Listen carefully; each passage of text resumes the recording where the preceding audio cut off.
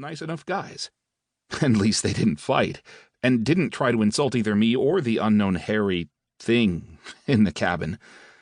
Having had my fill of checking out my traveling companions, I leaned back in my seat so as to be able to check out the landscapes that drifted by below, and got absorbed in thinking about my next steps.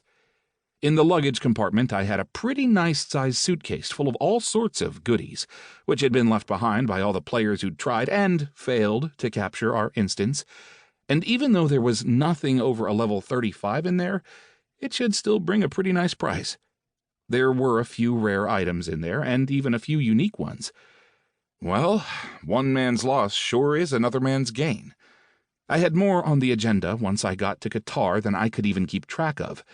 Sell the artifacts, find out where Rathmir was and rescue him, complete a mysterious quest for the goddess, one of the complete a task without even knowing what it is variety of tasks. And I still had the folder with secret documents and the weird photo of me, both of which had yet to be explored, the engraved pistol and the unidentified epic alchemical reagent with the packaging and description in the Elven language. The wings of the steel fur birds would also come in handy somehow, although I still wasn't sure how that was going to happen. In general, my prospects were as rosy as they could be. First, I just had to fly the rest of the way, quietly, to the city. And naturally, that was where the problem started. The airship was suddenly jolted so violently that I almost smacked my head against the ceiling. A siren began to wail, the lights started to flicker, and a calm male voice said, "Attention! Aerial pirates have launched an attack on this commuter airship. All mages, please assemble on the exterior deck to prepare to repel this attack. Passengers, please remain in your cabins." I peered out the window again, but didn't see anything other than a clear blue sky. Apparently the attack must have been coming from the other side. Looking out into the corridor, I barely avoided being smacked in the face by the sword sling of a passing security guard. For some reason, although I was extremely curious about what was going on, nobody else was sticking their nose out of their cabin at all, and the elves in our cabin continued to chat like nothing at all was happening. "This your first time flying?" asked the hairy thing hoarsely. "Yeah," I confirmed, making a mental note of the fact that this character did indeed seem to be male. "What's going to happen?" "Nothing," he shrugged. At least it seemed to be a shrug. "They'll either beat back the attack before the pirates board or when they board. These are obviously inexperienced pirates. Nobody takes the risk of attacking a commuter airship. They're too well defended. The gnomes would rip any pirate's throat out with their teeth to maintain their reputation as the safest passenger service in the world."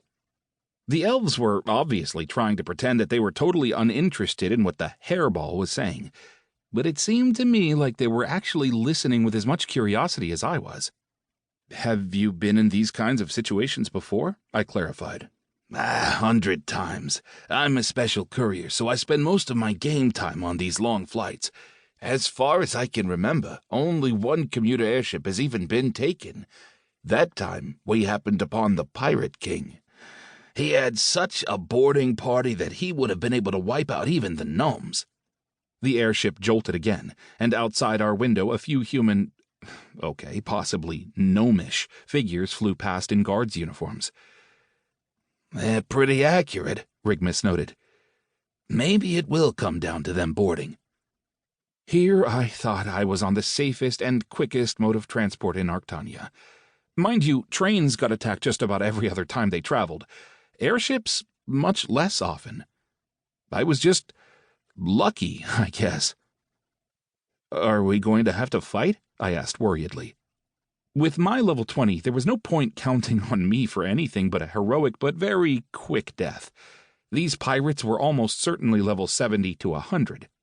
Whatever the case, the gnomish guards were all in the 80s, so lower-level pirates would know they had no chance against them. "If you want," replied Rigmus and explained, "the passenger area is protected by level 100 gnomes in Mithril from head to toe. Masters of defense. But if you do want to go out and get involved in a scrap, nobody's going to stop you. More importantly, though, the freight section is much less well defended, and it's usually there that the pirates are headed when they board. That's why a lot of players like to work with the guards and help them defend the warehouses.